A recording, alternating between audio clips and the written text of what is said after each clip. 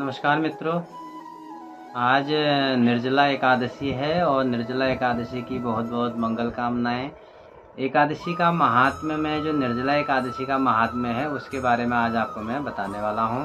मैं हूं बागेश्वर से डॉक्टर रमेश कांडपाल और हमारा जो हिंदू संस्कृति का चैनल है उसमें जो नए लोग जुड़े हैं चैनल को सब्सक्राइब करें, लाइक करें, शेयर करें।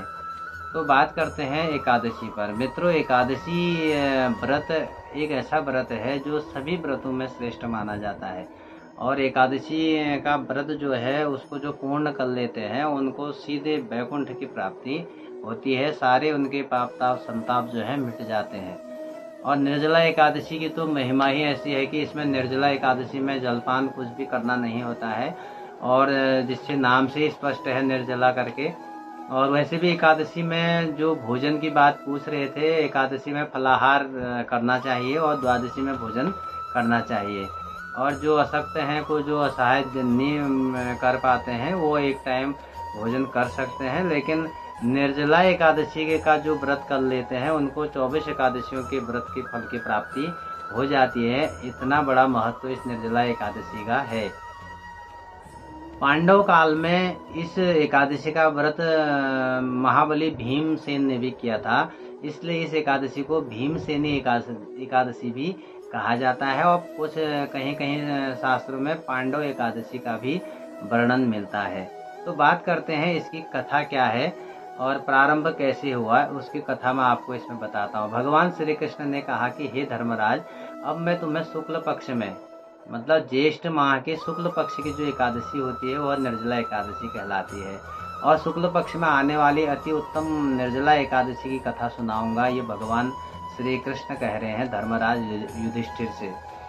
और वो जिसके करने से व्यक्ति के सभी दुख और दरिद्र जो है छूट करके उसके इच्छित फल प्राप्त होते हैं, इसलिए मन से सुनो, ध्यान लगाकर सुनो। एक बार भीमसेन ने वेद व्यास जी के से प्रार्थना की कि मेरे भाई पांडव और मेरी माता कुंती और मेरी पत्नी हमेशा मुझे एकादशी का व्रत करने के लिए आग्रह करते हैं, लेकिन मेरे पेट में वृक नाम की जो अग्नि निवास करती है वह होने के कारण वह हर समय भूख रहती है। उसको शांत करने के लिए मैं कुछ न कुछ खाता रहता हूँ, इसलिए भूखा नहीं रह सकता। कोई ऐसा व्रत बताइए जिसकी कृपा से मेरे को कोई दूसरा व्रत बताइए जिससे संकट दूर हो सके। मैं एक ही व्रत ऐसा करना चाहता हूँ जिससे संकट दूर हो सके।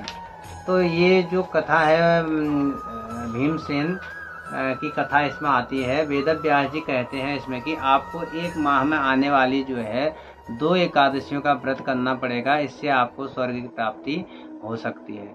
भीमसेन बोला, मेरे को एक ही ऐसा व्रत बताओ जिसके करने से साल की एकादशियों का करने का फल प्राप्त हो सकता है। वेद व्यास जी बोलते हैं कि हे भीमसेन, तुम्हें ज्येष्ठ शुक्ला एकादशी जो निर्जला एकादशी के नाम से जानी जाती है उसका व्रत करना चाहिए।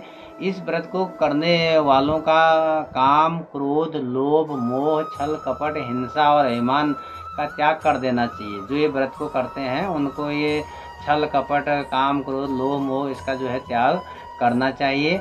और इसकी विधि क्या है, भगवान वेद व्यास बताते हैं कि 10वीं के दिन स्नान आदि करके पवित्र वस्त्र धारण करने चाहिए। उसके बाद रात्रि में जल पूरी तरह से भरकर आचमन करना चाहिए। रात्रि को जागरण कर द्वादशी को कीर्तन और सत्संग करना चाहिए। एकादशी में आपने जो है भगवान विष्णु का व्रत, विष्णु का पूजन, लक्ष्मी का पूजन करना है स्नान आदि करके, और उसके बाद पूरा एकादशी निर्जला रह करके व्रत करना है।